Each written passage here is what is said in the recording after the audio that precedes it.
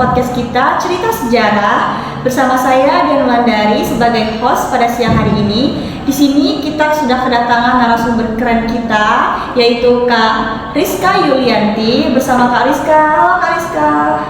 Hai. Halo Kak Rizka. Gimana kabarnya Kak Rizka? Baik, Wulan apa kabar? Alhamdulillah saya juga baik. Apa kesibukan Wulan saat ini? Aku cuman kuliah sih Kak, sibuk kuliah gitu aja. Nah teman-teman semua, Kak Rizka ini adalah salah satu mahasiswi program studi pendidikan Pancasila dan Kewarganegaraan dari Universitas Jambi nih. Untuk Kak Rizka sendiri apa nih Kak kesibukan kakak? Saya seperti biasa, seperti kuliah, terus saya mungkin ada teman kami yang ngajak nongkrong, kita ikut nongkrong gitu Kak. Oke, nongkrong ya Kak ya. Selayaknya anak muda seperti biasa. Nah, pada siang hari ini materi yang akan kita bahas bersama narasumber kita yaitu tentang sejarah masuknya Belanda ke Indonesia yang pastinya akan dijabarkan oleh Kak Rizka. Untuk mempersingkat waktu kita, dan aku juga udah gak sabar nih teman-teman semua punya banyak pertanyaan untuk Kak Rizka. Jadi boleh deh Kak Rizka dijelaskan untuk materi kita kepada teman-teman semua. Jadi menurut saya mengetahui dari beberapa sumber, saya mengetahui latar belakangnya ada masuknya Belanda ke Indonesia itu dimulai pada abad akhir ke-16, tepatnya pada tahun 1596 ketika Cortis de Human memimpin ekspedisi pertamanya Belanda ke Nusantara. Jadi mereka tuh di Bandung, Jawa Barat dengan tujuan awal untuk berdagang rempah-rempah. Namun lambat laun Belanda itu ingin menguasai Indonesia karena banyak rempah-rempah yang bisa dijual. Gitu ya Kak? Ya. Oke Kak, aku punya pertanyaan nih buat Kak Rizka. Menurut Kakak apa alasan masuknya Belanda ke Indonesia nih Kak? Menurut narasumber yang saya baca tuh alasan masuknya Belanda ke Indonesia itu untuk mencari kekayaan alam karena Belanda ingin menguasai sumber daya alam di Indonesia seperti rempah-rempah yang sangat bernilai di Eropa. Terus mendirikan perdagangan. Jadi Belanda ingin mendirikan perdagangan yang menguntungkan di Indonesia dan memonopoli perdagangan rempah-rempah tersebut.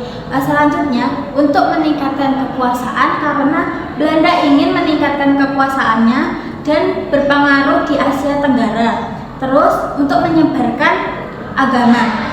Belanda juga memiliki tujuan untuk menyebarkan agama Kristen di Indonesia.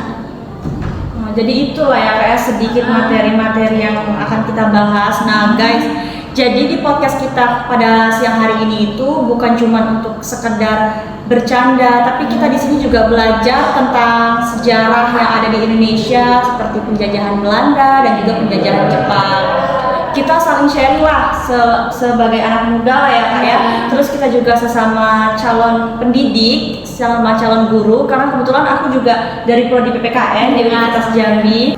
Nah ini Kak, ada satu lagi pertanyaan dari teman aku.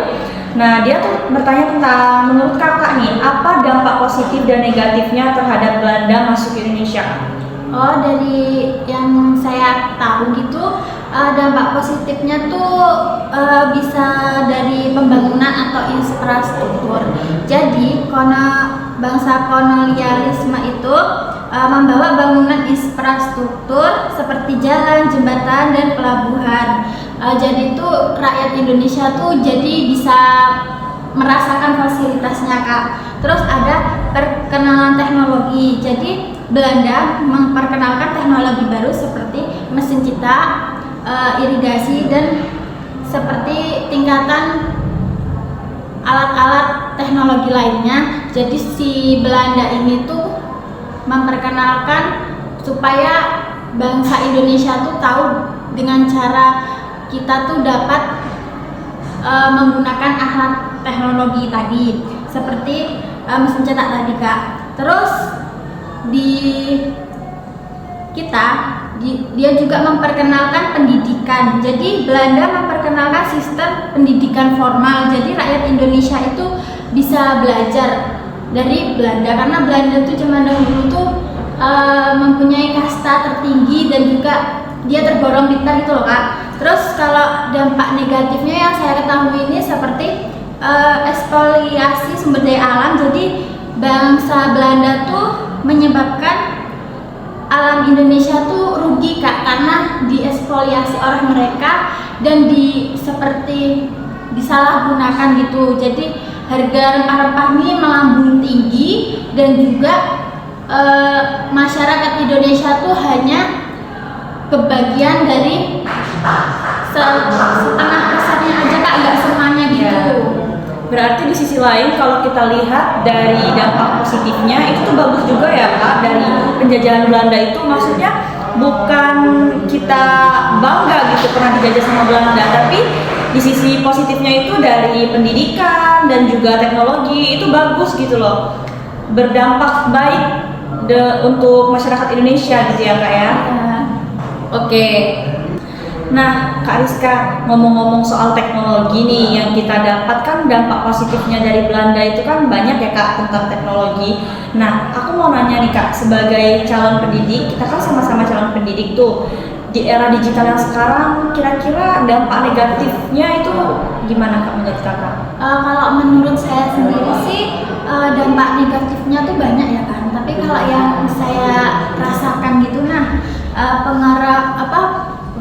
pengaruhnya tuh besar bagi untuk kita menjadi guru.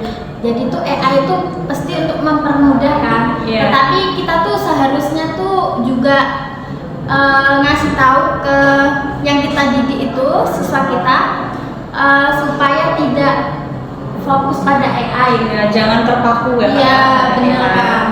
Kita seharusnya itu menjadikan AI itu sebagai sumber referensi, bukannya untuk menyalin jawaban gitu. Jadi untuk kedepannya semoga saja AI itu hanya digunakan untuk mencari referensi, bukannya hanya untuk mencari jawaban. Jadi kita tuh kalau nyontek itu jangan langsung ya, kita harus bisa seperti menggunakan bahasa kita sendiri supaya kita tuh dapat mengingat apa yang kita cari dan dapat kita pelajari lebih dalamnya gitu Kak. Iya, jadi tuh kita dari diri kita sendiri juga lah ya Kak ya, bahwasanya walaupun sudah berkembangnya teknologi di dunia ini, kita tuh butuh yang namanya seorang pendidik kayak gitu kan. Karena mau sepintar apapun AI, mau sepintar apapun teknologi itu tuh bakal butuh sosok pendidik itu loh Kak. Iya, oke. Nah teman-teman semua, jadi itulah sedikit materi yang udah disampaikan oleh pemateri kita, yaitu Kak Rizka. Ya. Kami ucapkan terima kasih banyak untuk Kak Rizka sudah meluangkan waktu untuk datang ke sini dan berbagi banyak pembelajaran tentang sejarah Indonesia dan juga tentang teknologi ya Kak ya. Karena waktu kita sudah habis, kapan-kapan kita kalau ada kesempatan kita bisa bertemu lagi dengan Kak Rizka menyampaikan materi-materi lainnya. Saya akhiri, wabillahi taufiq wal hidayah. Wassalamualaikum warahmatullahi wabarakatuh.